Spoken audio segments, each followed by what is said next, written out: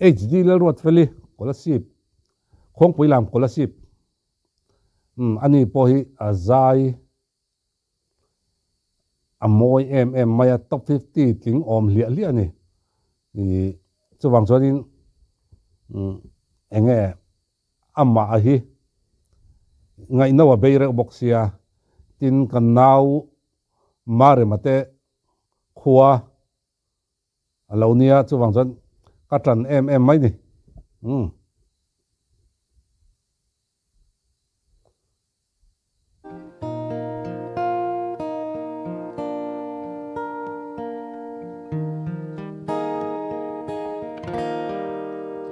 Chuvate nu ne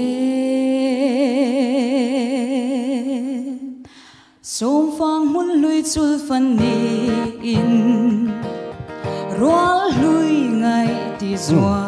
le tang per tu ne poin thurwal ka lung len zai sa che chuvanu nem te chun har ni sei cha lai bang la lung lên se tu nang om har riang ve ve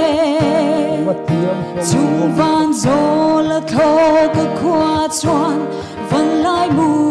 po leng leng ve lin mual tin chu te có bụi chen vem ni cây ma yang lung lên về bo in ni chuan in xuống hôn na chu vắt te doang in lâu chung tha la xuống hôn ngai chu vắt te lung lên thu shil du na hei po mi huai sen hla bok la sak nal har mai chinia amaro chu hemi in ring tok le lo ron sapui ron sangam in ti siang na do kana ron din pui ngam ani chonin in di siang na do sana ron din pui ngam ani chonin azai thang azai thiam don ti hi riat sa renga azai thiam po azai thiam renga chuwang chuan ani po hi che sual pat lo tur te jing ka du ngoi jing ami ni zai thiam vong takani om har te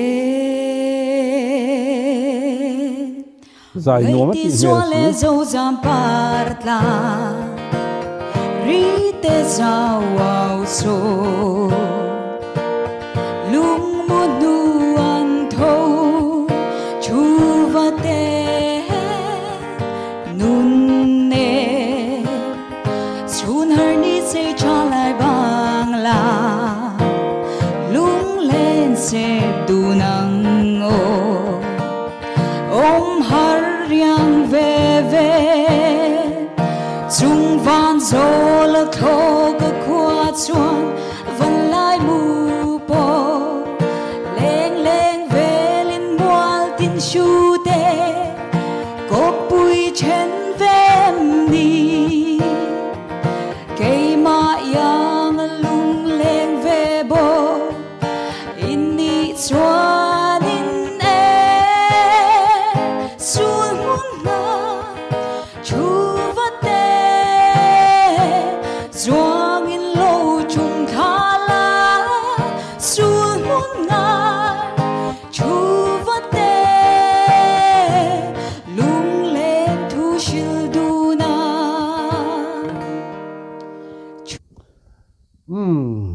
azai thiam ani top mai ni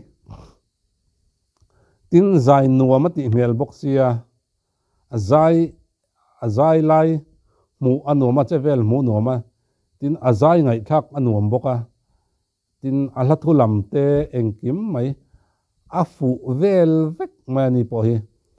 adik azai thangani ti hriata tin zaya kai roi tu anei tha ti riata hetianga kumno pangte a hetianga ron zai thei hi chu a zai na sat ba ka kai roi tu anei tha ti riata a zai ngai nom ngoi ngoi ka ti hei at luanin han ron cover le nge se tang anal mai nal takani helai cover an tama tin sa ne on tama amaro chu ron sa chuak zo ani na anga ron sa chuak zo hi an wang em mai ni chu wang chonin i hlanal deuh si hi ho deuh hian an ron sa chuak thina amaro chu ron sanal ngang mai hetiang ang anal hi chuan tu man solo in an sa to kher lo mai thei ni chu wang chonin ani po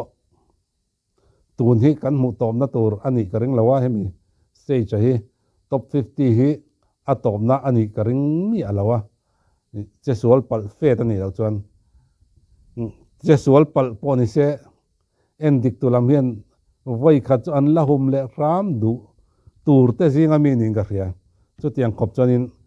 a thei na le azai hi angai no be ya a thiam thot ani hun man nom vek ule